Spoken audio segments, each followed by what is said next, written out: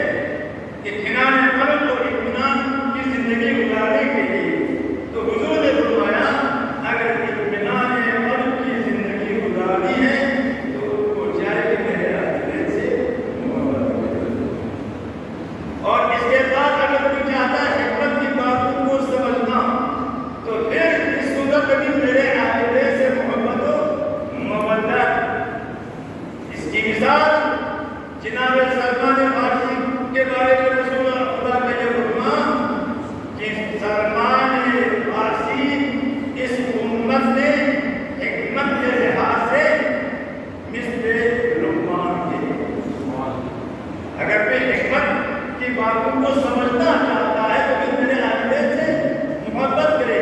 تو محبت اہل بیت کے میدان میں اور اس سلسلے میں اب حضرت ربانی ملتا اور جناب سلمان فارسی سے بڑھ کر بول گئے. یہ آپ کے لیے اور ہمارے لیے ایک نئے آنند ہے.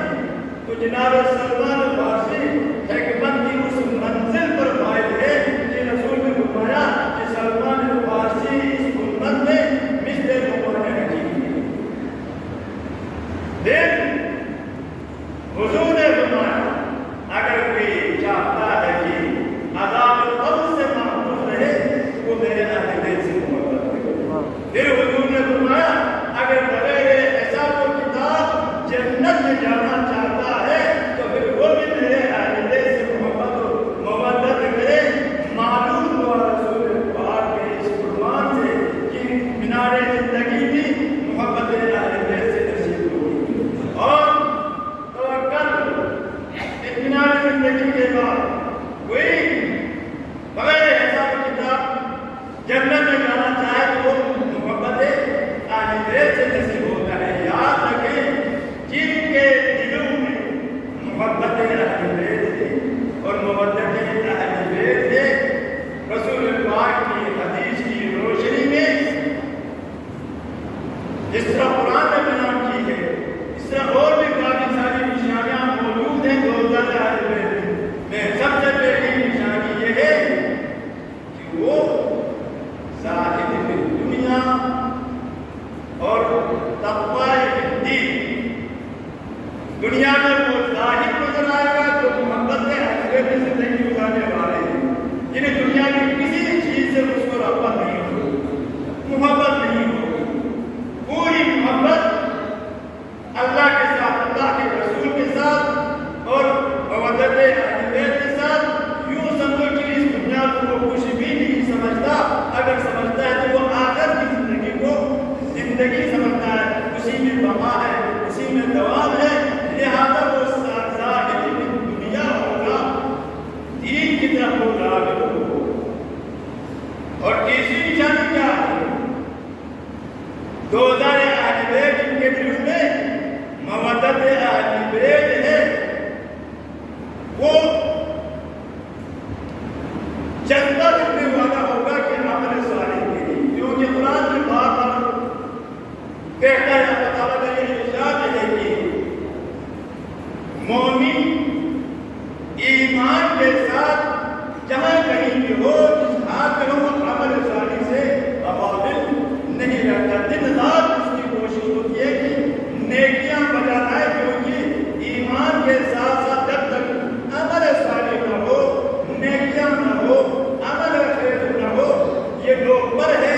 انہی کے ذریعے انسان سے ترقی کرتا ہے اور آخر کی طرف اور اللہ تک پہنچتا ہے. ماشاءاللہ. اور چوتھی نشانی یہ ہے کہ وہ بڑے شوق اور جذبے کے ساتھ دن رات اللہ کی عبادت میں وقت گزارنے والا ہوگا. وہ راغب عبادت یعنی عبادت و خداوندی کی طرف راغب ہوگا, غافل نہیں ہوگا. خصوصاً جو دوستدار اہل بیت ہوتے ہی عبادت میں سب سے اہم ترین چیز نماز ہے. نماز دین کا ستون ہے, وہ تارک الصلاۃ نہیں ہوگا. قرآن اہل بیت کے فرامین پر عمل کرتے ہوئے کبھی بھی وہ تارک الصلاۃ نہیں ہوگا.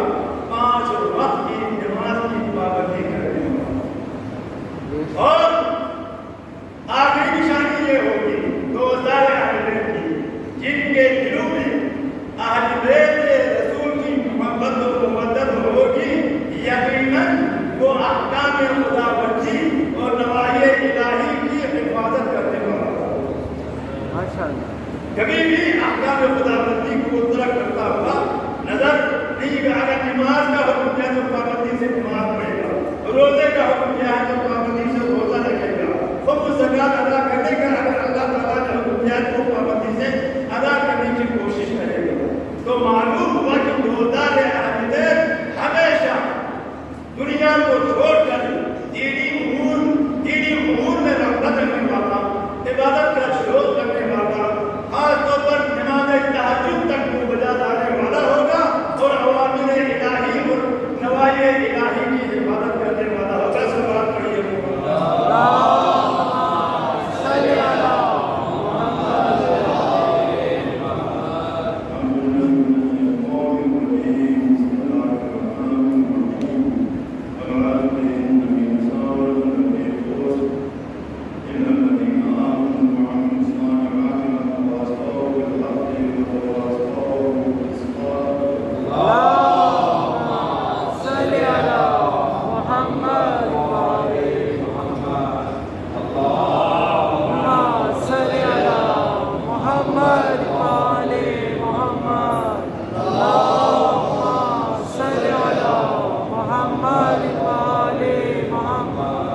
عاجل فرجا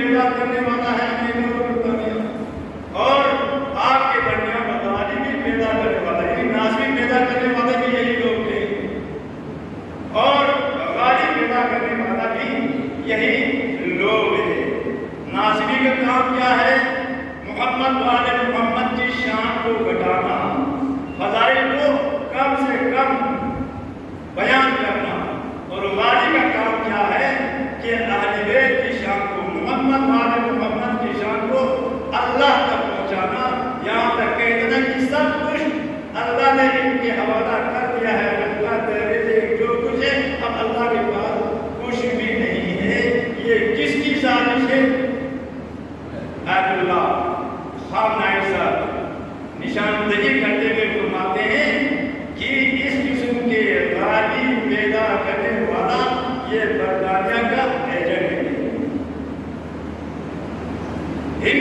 یہ سب کچھ ہو رہا ہے، لہذا ہوشیار رہیں کہ دیکھو ابھی آپ کے سامنے ہے ناصبی بھی بولتا ہوا نظر آتا ہے اور والی بھی طرح طرح کے پروگرام بناتے ہوئے نظر آ جاتے ہیں۔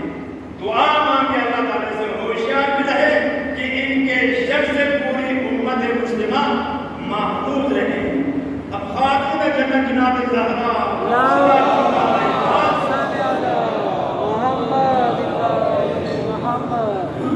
جو عصمت و طہارت کی ملکہ ہے، انما یرید اللہ لیذهب عنکم الرجس اہل البیت ویطہرکم تطہیرا کی آیت حدیث انہیں کی شان میں نازل ہوئی۔ وہ معصومہ ہے، وہ طاہرہ ہے، ان سے گناہ سرزد نہیں ہو سکتا۔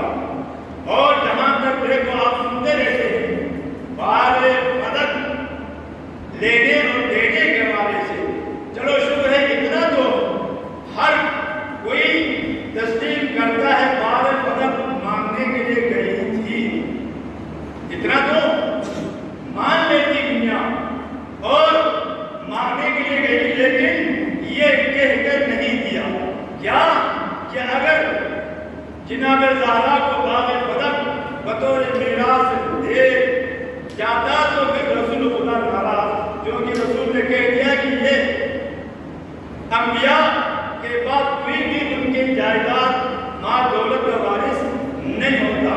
تو رسول پاک کی باقاعدہ حدیث ہے، اگر اس حدیث کی مخالفت کرتے ہوئے دے دیتا تو اللہ کے رسول ناراض ہو جاتا، لیکن وہ حدیث بھول گئی جس نے میری بیٹی زہرا کو ناراض کیا، غضبناک کیا، تو اس نے مجھے غضبناک کیا، مجھے ناراض کیا، جس نے مجھے غضبناک کیا، مجھے ناراض کیا، اس نے اللہ کو ناراض کر دیا۔ اس حدیث کو وہ بھول گئی بیان کرنے والے۔ پھر دوسری دلیل یہ کہہ کے نہیں دیا، کیا یہ غریبوں یتیموں اور مسکینوں کا حق ہے۔ رسول پاک اپنی زندگی میں اس پر حاصل ہونے والی آمدنی غریبوں پر خرچ کرتے، یتیموں پر خرچ کرتے، مسکینوں پر خرچ کرتے، لیکن میں یہ پوچھتا ہوں کیا خاتون جنت جناب زہرا سلام اللہ علیہا